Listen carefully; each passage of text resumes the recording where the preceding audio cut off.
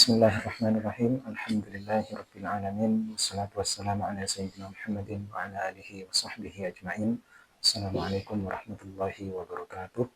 Bersama kajian Ramadan di Halal Center UIN Maulana Malik Ibrahim Malang, yaitu dengan tema kajian halal berkaitan dengan makanan. Dalam hal ini yang saya ambil adalah dari kitab Syarah Sahih Bukhari, yaitu yang mensyarah adalah Ibnu Battal, seorang ulama yang dengan nama lengkapnya Abul Hasan Ali bin Khalaf bin Abdul Malik Ibnu Battal, yang mensyarah kitab Sahih Imam Muhammad bin Ismail Al-Bukhari. Pada bab makanan, Kitabul At'imah, di bab makanan. Wa qala al-muallif rahimahullah, dan Ibnu Battal dalam hal ini sebagai muallif, pensyarah dari kitab Sahih Bukhari di sini. Wa qala al-muallif rahimahullah, waqa'a fin nashi kulluha qauluhu ta'ala, terdapat dalam teks ini, yaitu firman-Nya Allah, qulu min thayyibati ma kasabtum, atau ma dzakarahu Allah Ta'ala fi suratil Baqarah, atau apa yang Allah firmankan dalam surat Al-Baqarah. A'udzubillahi minasyaitonir rajim. Ya ayyuhalladzina amanu anfiqu min thayyibati ma kasabtum wa mimma akhrajna lakum minal ardi. Wahai orang-orang yang beriman, keluarkanlah atau infakkanlah min thayyibati ma kasabtum, dari apa-apa yang baik.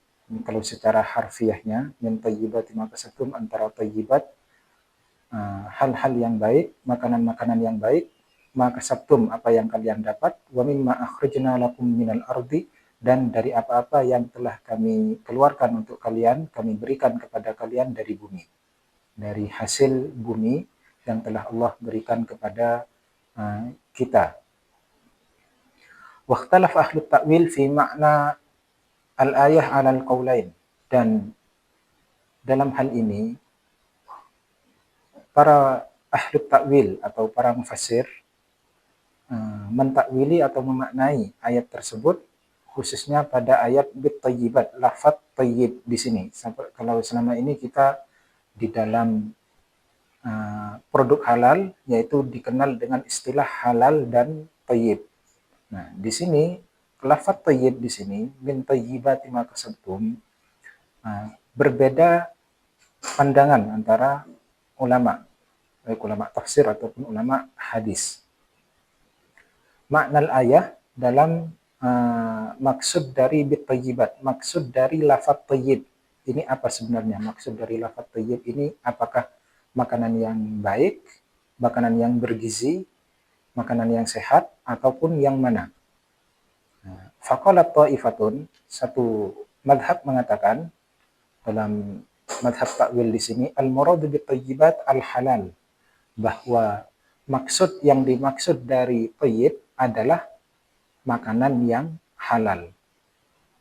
Salah satu kelompok menyatakan bahwa maksud dari makanan tayyib di sini adalah al-muradu bit tayyibat al-halal, maksudnya adalah makanan yang halal. Wa qalat ta'ifatun al-muradu biha jayyidut ta'am wa tayyibuh, yaitu sebagian kelompok lagi mengatakan bahwa maksud dari at-tayyib, adalah makanan yang baik dan makanan yang terbaik, makanan yang sehat, makanan yang bergizi. Berarti kan ada dua pandangan. Kalau di kita di halal Indonesia kan dikenal dengan halal dan tayyib, sepertinya lebih condong ke pendapat yang kedua di sini, bahwa halal itu makanan yang statusnya halal sesuai dengan tuntutan syariat, sesuai dengan hukum syariat, dan tayyib adalah dari segi bagus, layak makanannya atau tidak, dari segi gizinya, dari segi kesehatannya, dan yang lainnya. Mungkin ini kita lebih memahami pada sisi tayyibnya, kebersihannya, dan hal-hal yang berkaitan dengan kehigienisan dari makanan dan seterusnya, itu mungkin kita lebih menekankan ini kepada tayyib. Tapi kalau menurut kelompok pertama dalam hal ini, maksud dari tayyib adalah halal, sehingga tidak ada istilah halal dan tayyib bagi kelompok pertama yang mengatakan maksud dari thayyib adalah makanan halal, ya berarti tidak ada perbedaan antara thayyib dengan yang halal, itu tidak ada perbedaan. Berarti hanya makanan halal saja, tidak perlu thayyib. Karena arti dari thayyib adalah halal. Begitupun dalam ayat yang lainnya, misalkan wa yuharrimu al-khaba'is atau wa yuharrimu alaihimul khaba'is. Dan diharamkan atas kalian perkara-perkara yang menjijikkan. Yang menjijikkan ataupun yang kotor, al-khaba'is, salah satu penyebab makanan ini tidak bisa mendapat sertifikat halal adalah karena makanannya makanan yang menjijikkan. Tapi al-khaba'is di sini dalam madhabnya Imam Malik, maksud dari khaba'is yang menjijikkan itu adalah al-muharramat, perkara-perkara yang diharamkan.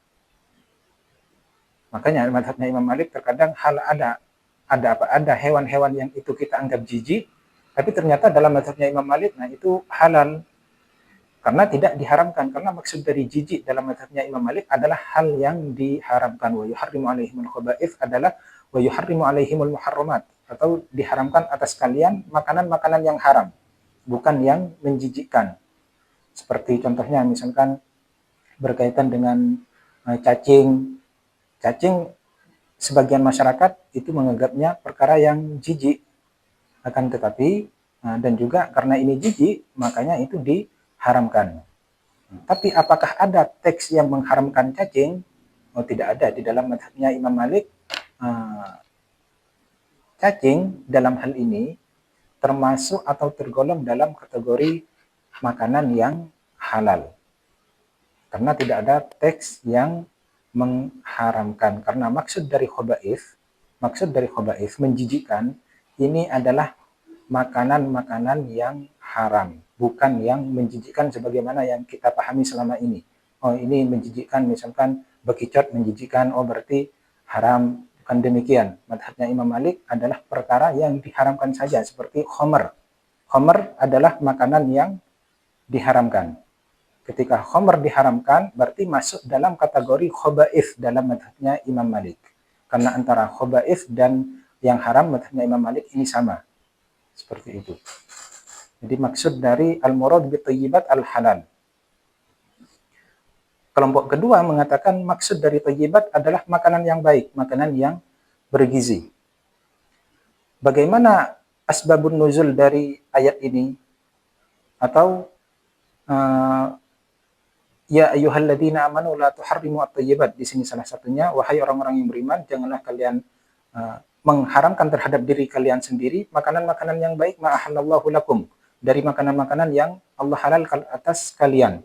Asbabun nuzulnya misalkan dalam hal ini adalah annaha nazalat fi man khurima ala nafsihi ladzidut ta'am wal ladzatil mubahah, bahwa ayat ini turun kepada sekelompok sahabat yang sahabat tersebut melarang terhadap dirinya sendiri, mengharamkan terhadap dirinya sendiri tidak memakan makanan-makanan yang enak, makanan-makanan yang lezat, makanan-makanan yang diperbolehkan.